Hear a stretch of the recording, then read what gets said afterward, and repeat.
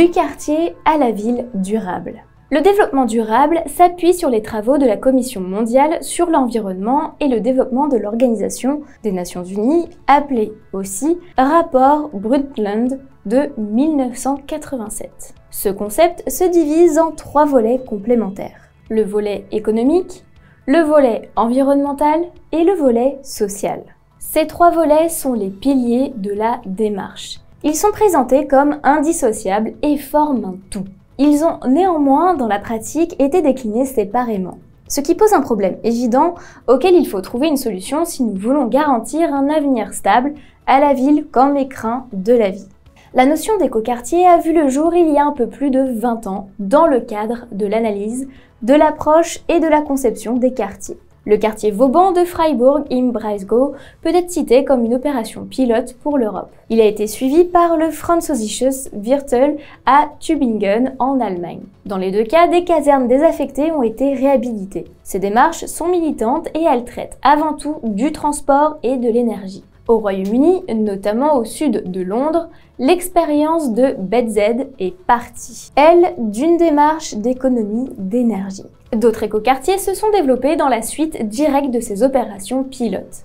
C'est l'exemple de Malmö et Stockholm-Hammarby en Suède, axés sur l'énergie et le traitement des déchets. C'est aussi le cas en France, de la caserne de Bonn à Grenoble. Dans cette région, il y a eu une restructuration emblématique aux normes écologiques et l'intégration d'un centre commercial. Dans tous les cas, c'est le volet environnemental du développement durable qui a été essentiellement déployé. Or, pour être durable, un quartier ne peut ignorer les volets économiques et sociaux. Ces 2 autres volets sont beaucoup plus anciens puisqu'ils datent de la ville anatolienne de Çatalhöyük, fondée au 7e millénaire avant notre ère.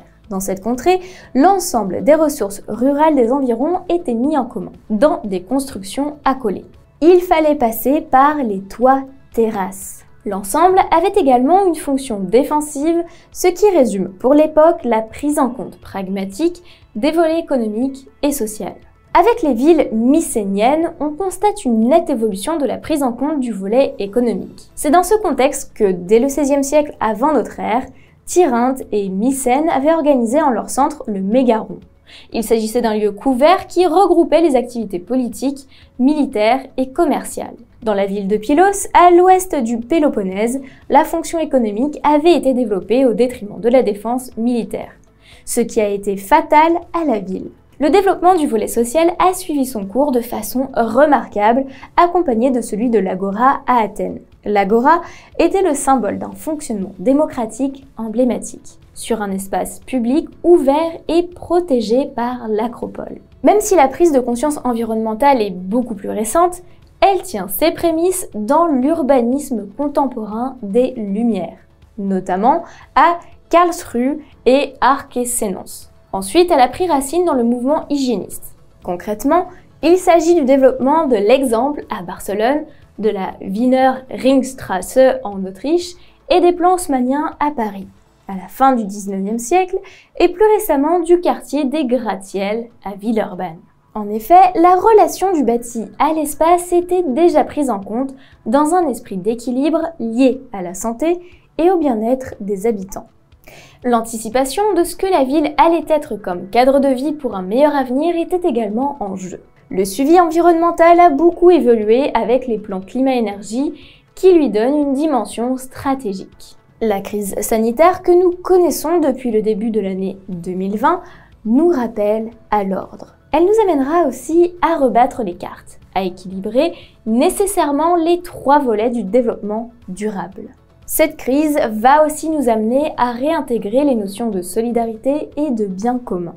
Il faudra revisiter la notion d'échelle du quartier et de la ville, les pratiques de l'aménagement du territoire et des mobilités, la distribution et la gestion des densités. N'oublie pas de t'abonner à notre chaîne pour ne manquer aucune de nos prochaines vidéos. Et surtout, pense à liker si le contenu te plaît.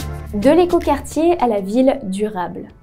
L'écoquartier se présente comme le laboratoire ou l'espace témoin du volet environnemental dans la ville. Il est indispensable pour faire avancer les thématiques de la gestion de l'eau, du traitement des déchets, de la biodiversité en ville, de la production locale d'énergie renouvelable, ainsi que de l'utilisation des modes de déplacement doux et actifs. Dans ce contexte, les écoquartiers ne représentent qu'une infime partie de la ville. Leurs effets vitrines n'est pas systématiquement représentatif du reste de l'urbain. Le quartier Vauban est peuplé d'environ 5500 habitants. La cité de Freiburg im Breisgau, quant à elle, héberge près de 230 000 habitants. La prégnance du quartier Vauban est donc faible, voire très faible, par rapport à l'ensemble de la cité de Freiburg, puisqu'il représente à peine plus de 2% de la ville. Pour le Französisches Viertel de Tübingen, le rapport est encore plus faible. Il compte 1154 habitants pour une cité de 90 000 habitants, ce qui représente 1,3%. Pour BZ, comparé à l'espace londonien, le ratio devient absolument infime. Certes, les exemples suédois, dont Malmö et Hammarby Sjöstad pour Stockholm, correspondent davantage à des parties plus conséquentes de la ville. Ainsi, leur affluence n'est-elle pas négligeable.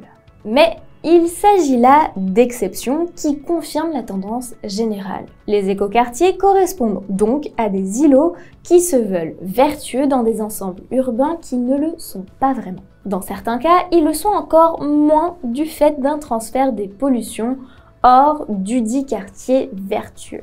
Parvenir à la généralisation des actions des quartiers test à l'ensemble de la ville est donc ce que l'on peut espérer. En parallèle, il faudra mesurer l'effort ainsi que l'investissement requis, aussi bien sur le plan humain que matériel et financier. Il y a là un véritable changement qui doit intégrer toute une population urbaine avec ses inerties et sa nécessaire adhésion. Ceci en lieu et place d'une population formée d'un simple cercle d'initiés, cantonné dans un possible entre-soi. Le concept de ville durable peut être gagnant s'il se développe sur toute une ville. Son impact sera beaucoup plus considérable s'il dépasse le seul volet environnemental du développement urbain. L'équilibre des trois volets du développement durable. L'expérience et encore l'actualité récente prouvent que lorsque le volet environnemental est pratiqué isolément, il peut conduire à de vives tensions et déséquilibrer le développement. Il n'est alors plus du tout durable et mène potentiellement très vite dans une impasse. La négligence du volet économique peut empêcher la réalisation d'une opération en raison d'un manque de support concret du projet et d'une grande fragilisation opérationnelle.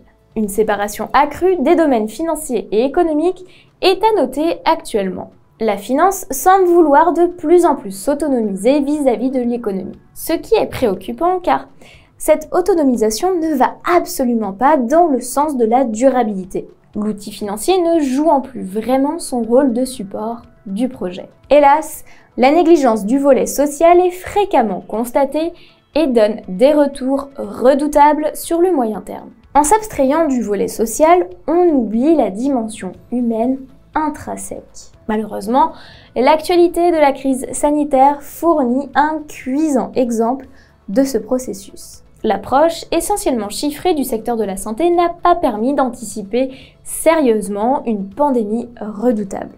Le phénomène n'est pas nouveau. La peste d'Athènes de 430 avant Jésus-Christ, plus vraisemblablement une épidémie de typhus, a déclenché le déclin de cette ville qui était pourtant un fleuron de la civilisation hellène. Plus récemment, Marseille, touchée par la peste de 1347, et Venise par la peste de 1575 et 1630 ont systématiquement connu un déclin fatal à ces villes très dynamiques.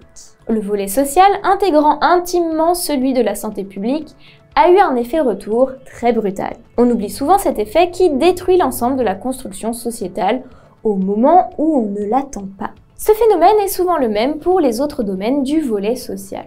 C'est notamment le cas pour les situations de réduction des classes moyennes. Des dérapages totalitaires peuvent en résulter comme cela a été le cas au XXe siècle. Par conséquent, l'équilibre des volets est un facteur déterminant pour un aménagement vraiment constructif du territoire. Nous en voulons pour preuve l'interaction entre les trois volets dans la lutte contre les inégalités écologiques.